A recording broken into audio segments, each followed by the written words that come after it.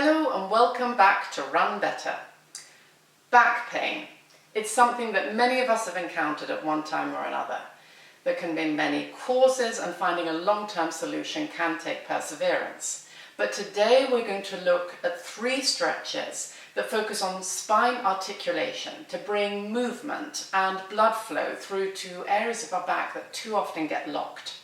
We're going to begin with a variation on the Pilates Cat Stretch.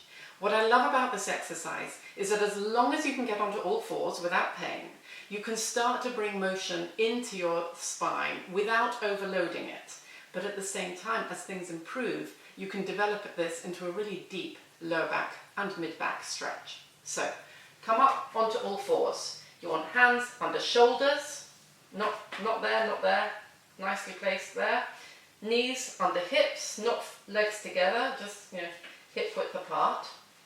And once you've got a nice stable base there, you want your neck nice and long, the top of your head pointing to the opposite wall, and then you engage your stomach muscles. So no floppy, no big arch and no wobbling around here. So you bring your stomach muscles in a bit, then take a deep breath in to prepare, and then simply imagine you're bringing your belly button and pushing it up through your back into the ceiling. As you do that, your hips start to come in and your head will naturally come down. Don't drop your head down, let it move with as the spine articulates. Do that as far as is comfortable or gives a little bit of a stretch. If you've got acute back pain, then be careful with this, don't overdo it.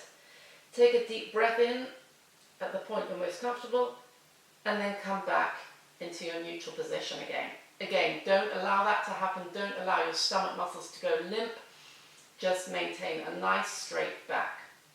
And then once again, deep breath in, and then pull your stomach upwards towards the ceiling and let your head come down.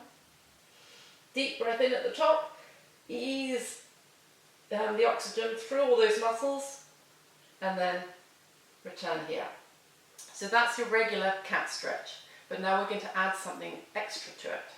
So as you take your deep breath in and push up towards the ceiling with your stomach nicely engaged, you then ease back towards your heels. Not too much, just as much as is comfortable. You should start to feel it really stretching in your lower back at this point. Before you've been stretching as much your mid-back as you have your lower back, now you're really targeting this lower back. And once you get to a point that you feel the stretch, but you're not killing yourself, take a deep breath in again, breathe out, and return up, and then return straight. So in one movement, you're going to articulate your mid-back, and then stretch nicely into the lower back, then back up and straight again. With all of it, the breath is equally important as the movement. Breathe before you move, breathe again. As the oxygen fills into your lungs, it's also filling into those locked up places in your spine. And then release all the stress out. Now, you might think after the last stretch, right, spine stretch, job done. But we do tend to forget that us human beings don't just move forwards and backwards. We twist and we turn. So this is an exercise that you'll have seen in many a yoga class, and it brings in articulation to the spine in a sideways movement. So starting both legs nice and straight, hip bones pushing into the floor, and you simply take one leg up, bend it, bring this foot next to the knee, and then you're just going to pop it over the other side.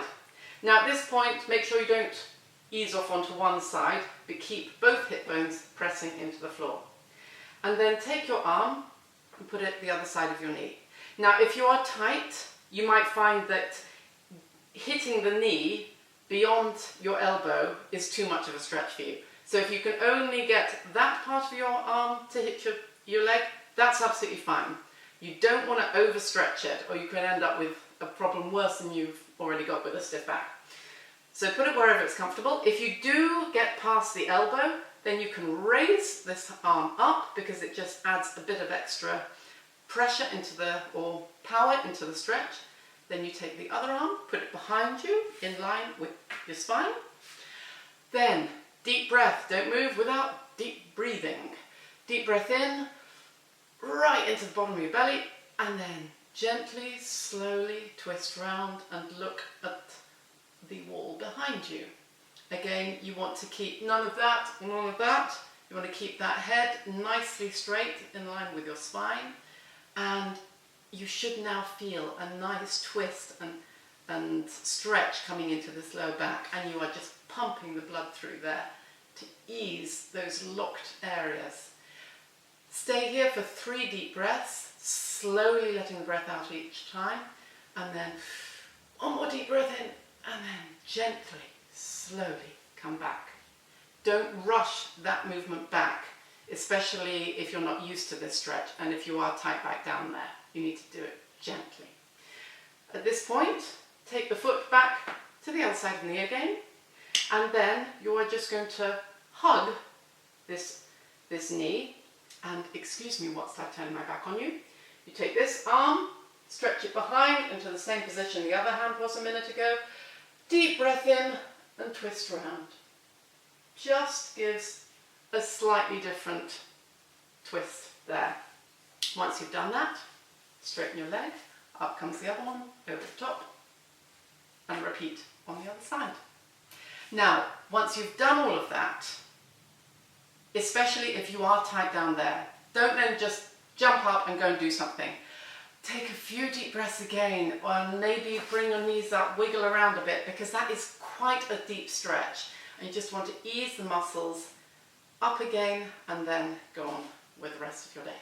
Now, this last one isn't strictly speaking a stretch, but it brings wow results.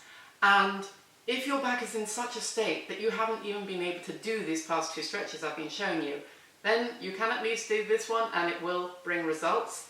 So this is the traditional Alexander technique.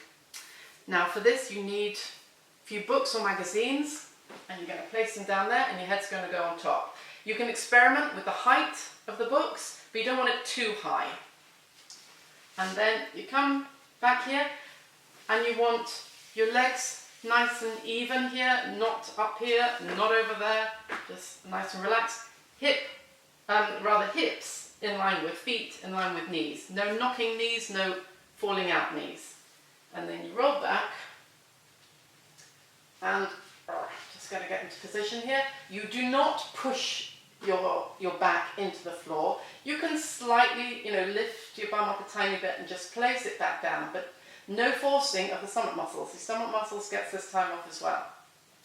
And then for placing your head, what I would advise is once your head is on the books, you then just push the books away about 1 centimetre.